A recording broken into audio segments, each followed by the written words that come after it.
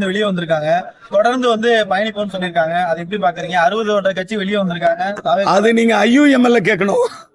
எங்க கிட்ட கேட்டு என்ன பண்ணுறது? IUML இப்ப எங்க கூட இருக்காங்க. அது எங்களுக்கு பெரிய கடமை. IUML இந்திய யூனியன் முஸ்லீம் லீக் இந்தியாவில் இருக்கிற ஒரு மிகப்பெரிய அரசியல் இயக்கம். அந்த அரசியல் இயக்கம் தன்னுடைய முடிவை மாற்றிக் கொண்டு இருக்கிறது. நாங்க எங்க தலைவர் ராகுல் காந்தி ஆரம்பத்திலே எங்க முடிவை மாத்திட்டார். அதனால நாங்க எல்லாம் ஒன்றாக பயணித்து இந்த அரசாங்கத்தை, கூட்டணி அரசாங்கத்தை 5 ஆண்டுகள் வழிநடத்தி செல்வோம். சட்டமன்றத்தில் நடக்கக்கூடிய நிகழ்வுகளை எப்படி பாக்குறீங்க? தொடர்ந்து அரசுக்கு எதிரான கருத்துக்களை தெரிவிக்கிறாங்க எதிர்கட்சிகள். அதுல என்ன இருக்குது? அரசியல்னா எதிர்கட்சிகள் ஆக்கப்பூர்வமான கருத்துக்களை தெரிவிக்கணும் தான்.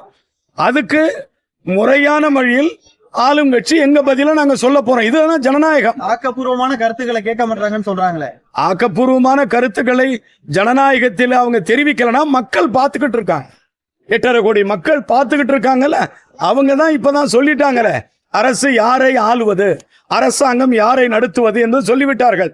ஆனால் ஒரு சில பேர் இன்னும் அரசாங்கத்தை நாம் நடத்துவது போது நினைத்துக் கொண்டிருக்கிறார்கள். அது தவறானது.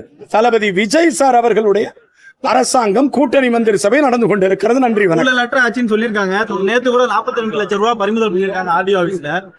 தொடர்ந்து எல்லா நிலைகளிலும் PWD என்ன ரோடு கான்ட்ராக்ட், என்னுடைய துறை ஹையர் எஜுகேஷன்ஸ், எல்லாவற்றிலும் டிரான்ஸ்பரண்ட் அரசாங்கத்தை நடத்துவதற்கு தயாராக இருக்கிறோம்.